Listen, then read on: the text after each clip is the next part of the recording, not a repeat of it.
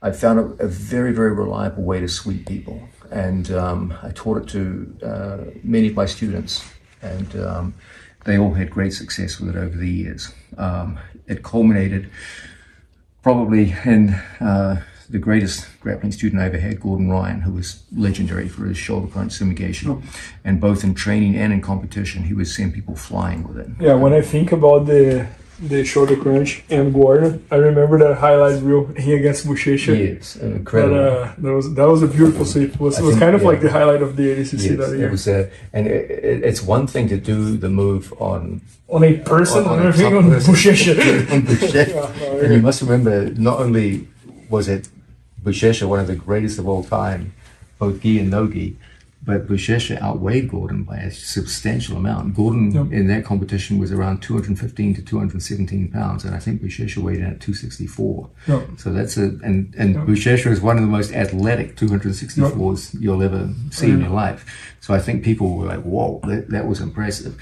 But that was by no means the only time that Gordon used it. He used it throughout his career, even when he was a very young man. It was a move that he was always very, very adept with. He learned it very, very well. And so this video looks at, okay, the shoulder crunch sumigeshi is the star of the show. It is, I believe, the main move from this position.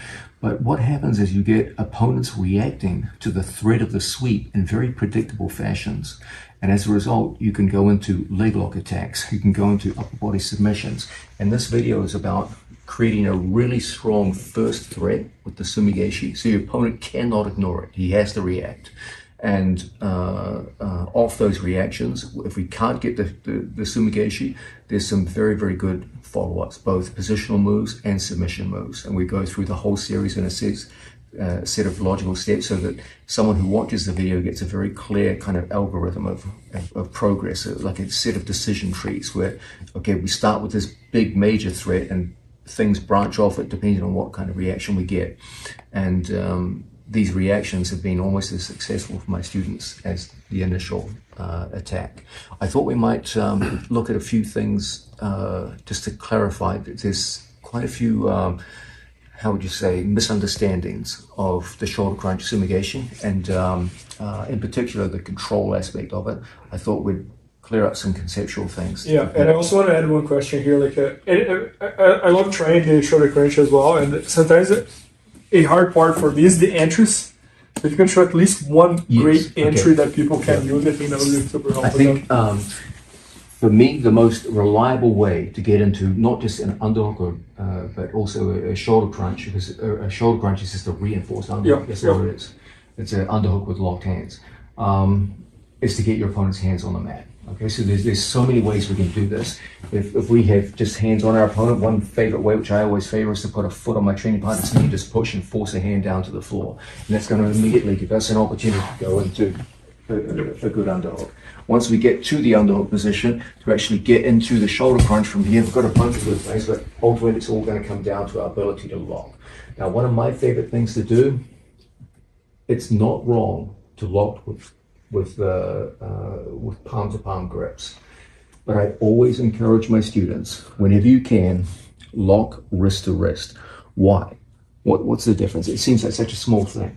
When people lock palm to palm, it makes it easier for them to work with one of the greatest misunderstandings of the shoulder crunch. Many people believe the shoulder crunch is about levering their opponent's head with the elbow. This is not the case. Not only is it wrong, it leads into a rather disastrous consequence. When I come down to the floor and I open my elbow, my left elbow has to go down as my right elbow rises. And if my left elbow is not higher than his shoulder, it's so easy for him to pull free. It's like you defeat yourself. When you lock wrist to wrist, it's almost impossible for you now to lever up on your opponent's head. You don't want to. You want to keep this elbow as high and tight as possible. When we hold like this, the real strength of the move comes from the feet and the legs. As he goes to base out in positions like this is what we want to sweep with, the legs. You never want to be the guy that's trying to lever people over with the elbow. That creates the wrong angle for the elbows and makes a pull out so easy. This is a common misunderstanding. So what we really want is this outside elbow to be high as long as possible. And wrist to wrist prevents people from artificially levering and making that common mistake and misunderstanding. This is what we're looking for, to control the shoulder, not lever the head. And from situations like this, we take the guy up, it's the legs. Beautiful. Take him up and over and into the move. Beautiful. Second big misunderstanding. Many people fixate on the upper body lock. Now, of course, the move is named after the upper body lock. Of course, the upper body lock is impressive and important. But understand something. Locking in here with all my strength doesn't prevent my opponent's lower body from moving. If he walks around by feet and legs, the lock is useless. It's never just about crunching on the shoulder. What it is, if you come on this side, Bernardo, you're not focusing on just the control of this shoulder. You're focusing on the control of the torso between the hip and the shoulder. The line and the length of the torso, not just the shoulder itself. And the way you do this is by foot on the hip. Now the tension runs not just through his shoulder, but from his shoulder to his hip. So when he goes to yank out, it's impossible. When he puts his foot up defensively, you can use this to push and take his leg completely out of position. Man, this is into a perfect sweep. no, this is such a detail. Yeah. Your training partner should feel a line of tension, not through his shoulder, but running from his shoulder to his hip. Let's have a look at this now. If you have Reese, and you put on a good shoulder crunch, okay. Crunch down the shoulder. I know you're a strong fella, Bernardo. Just move your legs if possible. Reese, he's going to try and hold you here. Reese, run to your right and circle past his legs. The shoulder crunch has no value. Yep. It only has value when you control the whole area between the shoulder and the hip. Put your foot on. Good. Reese, try to run around the legs. You'll No never way. do it. No way. Now, as he runs around the legs, take your left foot out and sweep. That was beautiful, Bernardo. That's awesome. Good work. Oh, John, and one quick question here for you. So you always do the grip like this? The only time I won't do that is when my opponent is so much bigger than me that I physically cannot connect wrist to Okay, wrist. there you go. Let's come back to another experiment. Oh man, this is like Lock palm to palm. When you lock palm to palm, the I can temptation is to use your right elbow. Try to lift him with the right elbow. Look what happens.